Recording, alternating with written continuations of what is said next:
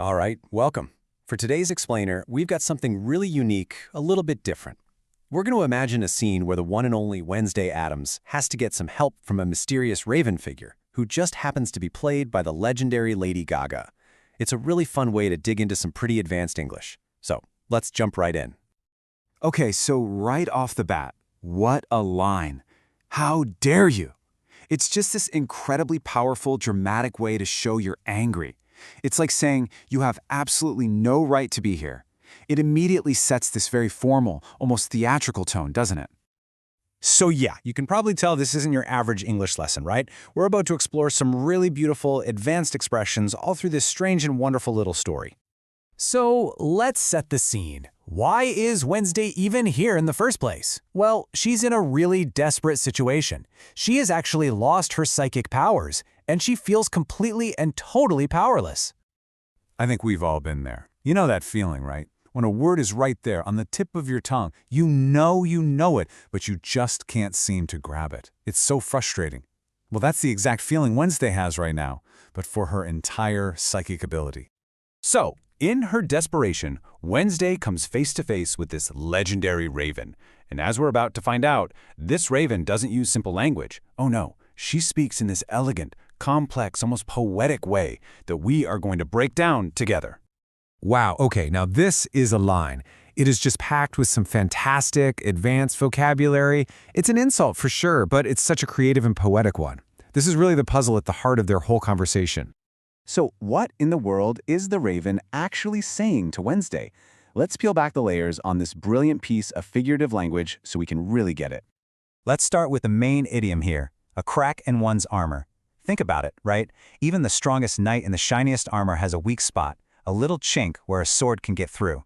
That's exactly what this means. It's that hidden weakness someone has, even when they look totally invincible.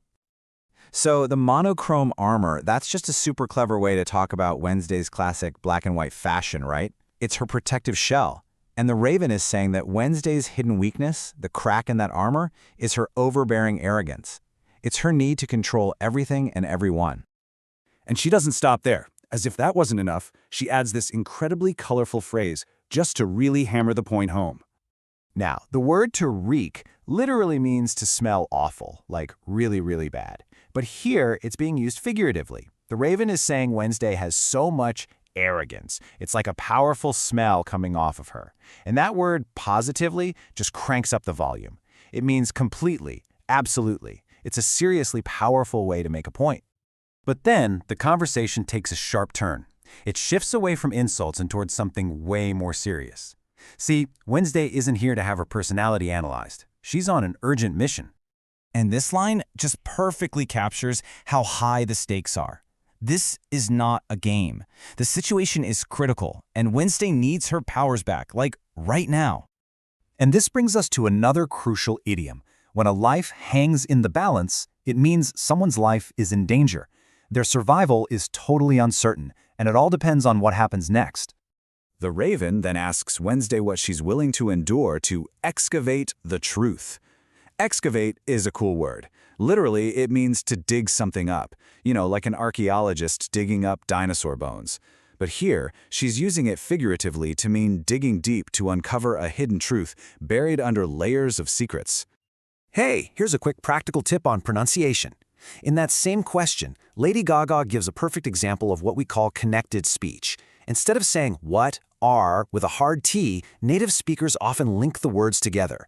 The T softens to a D sound, so it sounds more like water. What are you willing to endure? It makes your speech flow so much more naturally. Okay, so things take a wild turn.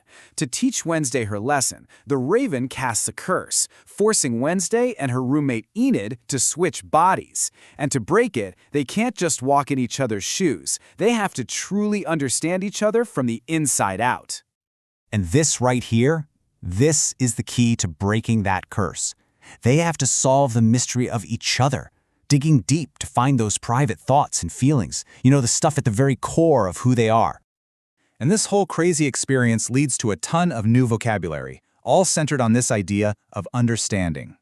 They have to unravel each other's secrets, grasp what makes the other person tick, realize what they can't handle, and finally admit they've been underestimating each other this whole time.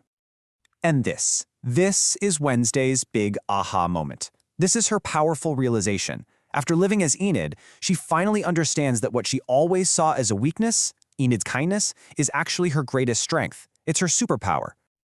This really brings us to the ultimate lesson learned from this strange, magical curse. It's a lesson all about perception and what it means to truly understand someone. Both of them realized they'd been judging each other totally wrong. They had to look past the cheerful outside and the gloomy outside to see the real strength hidden inside. And you know, in a way, that's our goal with language too, isn't it? To get past the surface words and connect on a much deeper level.